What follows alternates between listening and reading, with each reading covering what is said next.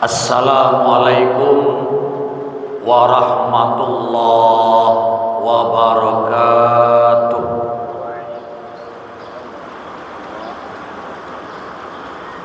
Alhamdulillahilladzi ja'alana ummatal muhammadiyyah. Ashhadu an la ilaha illallah wa ashhadu anna Muhammadan abduhu wa rasuluh la nabiyya ba'dah. Allahumma salli ala Muhammad wa ala ali Muhammad. Faqala Allah ta'ala fi kitabihil karim, A'udzu billahi minasy syaithanir rajim.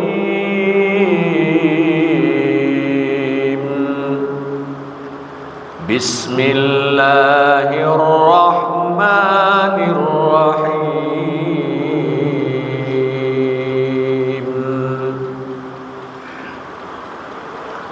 Huwallazi ba'atsa fil rasulan minhum yatlu alaihim ayatihi wa yuzakkihim wa yuallimuhumul kitaba wal hikmah wa in kanu min qablu lafi dalalim.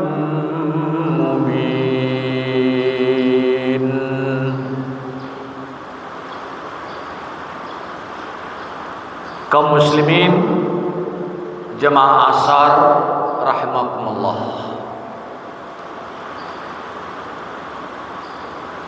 Pembahasan kita pada asar ini visi integrasi al-Islam dan kemuhammadiyahan. Salah satu ciri daripada gerakan Islam dalam pandangan Muhammadiyah adalah mengedepankan gerakan keilmuan dengan moto mencerahkan, mencerdaskan, dan membebaskan umat dari kegelapan. Dalam hal ini gerakan keilmuan yang dicontoh adalah Rasulullah sallallahu alaihi wasallam. Rasulullah SAW bersabda, "Innama bu'istu mualliman." Sesungguhnya saya, kata Nabi, diutus sebagai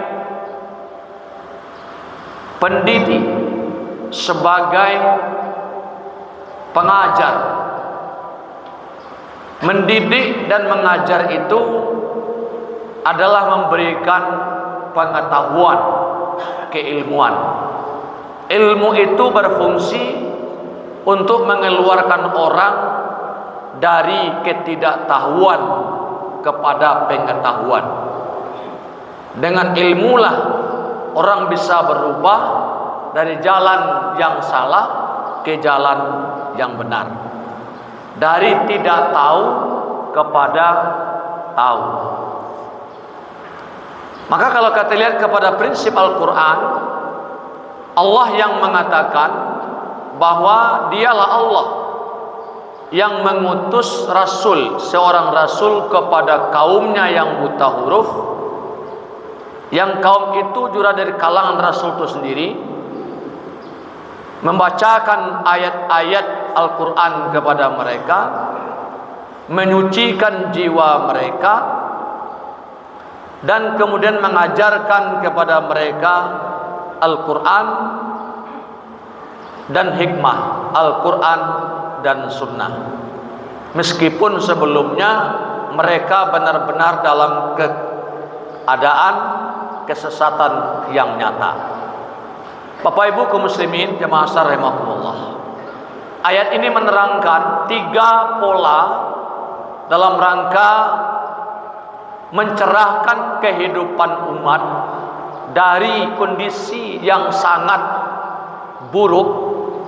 Bahkan dalam bahasa Al-Quran itu pada ini dhalalim mubin, kesesatan yang sangat nyata, jauh sekali. Dhalalam ba'ida, ada juga yang begitu, dhalalim mubin. Seperti orang Arab jahiliyah itu sesatnya kan jauh sekali, Pak.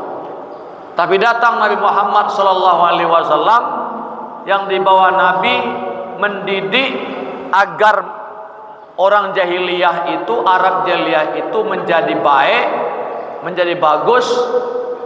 Nabi melakukan tahapan-tahapan tertentu sehingga nanti akan mendatangkan hasil yang sangat luar biasa sekali. Nah, apa yang dilakukan Nabi? Ada 3 tahap. Yang pertama adalah disebut di sini yatslu alaihim ayatihi, membacakan kepada mereka ayat-ayat Al-Quran. Jadi bacaan pertama yang harus diajarkan kepada generasi adalah Al-Quran. Dan gambarannya, seburuk apapun kondisi orang, kalau dengan Al-Quran akan bisa cerah. Bisa cerah. Sejauh manapun sesatnya, datang Al-Quran kepadanya memberi petunjuk, dia akan mendapatkan jalan yang benar.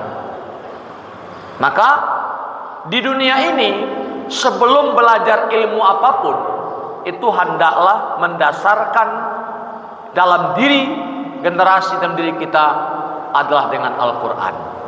Sebab dengan sendirinya ketika Quran telah masuk dalam diri seseorang, pada saat ilmu yang datang yang lain, otomatis Al-Quran akan jadi filter bagi ilmu itu.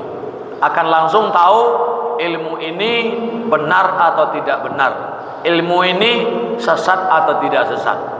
Dia mau masuk ke ilmu astronomi, teknik sipil, matematika, biologi, politik, ekonomi, kewarganegaraan, kemasyarakatan, psikologi, kedokteran, farmasi, dan semuanya, kalau sudah dengan dasar Al-Quran, maka ilmu yang dia dapat itu akan sejalan dengan Al-Quran. Maka kata Nabi, pola pertama hendaklah mendalamkan, mengajarkan Al-Quran, bacakan ayat-ayat itu kepada orang yang kita didik. Kedua, bersihkan jiwa dan hati. Qad aflaha man tazakka wa zakara isma rabbih fasalla. Setelah itu baru beribadah. Contoh ayat-ayat itu, utlu ma uhiya ilaika minal kitab wa aqimis salah innas salata tanha anil fahsya'i wal munkar. Sebelum sholat, sebelum beribadah, pelajari dulu yang ada dalam kitab Al-Quran. Bersihkan diri. Maka sholat pun juga begitu. Ya ayyuhalladzina amanu idza qumtum ilas shalah faghsilu wujuhakum wa aydiyakum ilal marafiq wamsahu bi ru'usikum wa arjulakum ilal ka'bain. Apabila wahai orang beriman, apabila kamu hendak sholat, maka berwudulah, basuh muka, basuh tangan, usap kepala dan basuh kaki. Bersihkan diri. Setelah diri dibersihkan, baru kemudian satu persatu diajarkan ilmu-ilmu kepada mereka. Bapak Ibu kaum muslimin jemaah rahimakumullah, kita lihat alhasil Nabi melahirkan para tokoh ilmuwan yang luar biasa. Sebut saja, misalnya Aisyah ilmu hadis, Ibnu Umar ilmu hadis, Ali bin Abi Thalib luar biasa ilmunya, Abu Bakar. Menghasilkan juga para ekonom-ekonom seperti Abdurrahman bin Auf, Utsman bin Affan, melahirkan seorang panglima perang sangat luar biasa, Umar bin Khattab. Dasar mereka semua adalah Al-Quran, pembersihan hati dan jiwa, kemudian diajarkan prinsip-prinsip dalam Al-Quran itu sendiri. Kalau kita lihat kondisi Umar bin Khattab sebelum masuk Islam, kondisi Abdurrahman bin Auf sebelum masuk Islam, luar biasa. Sedangkan kita, generasi kita sudah mendapati Islam, tetapi kenapa tidak juga terang benderang jalan itu? Yang perlu kita evaluasi ialah mungkin kita belum seperti mengikuti Rasulullah Sallallahu Alaihi Wasallam. Apa bukti? Hari ini Bapak Ibu sampai di rumah boleh tanya cucu anak. Saya sebagai tenaga pengajar di sebuah perguruan tinggi, nanya mahasiswa. Ternyata masih banyak mahasiswa yang belum bisa baca Al-Quran. Kalau dilihat anak sekolah SMP, SLTA, masih banyak yang belum mengenal dengan huruf Al-Quran. Lebar ke atas ke pejabat, para pekerja, juga masih ada yang belum bisa baca Quran.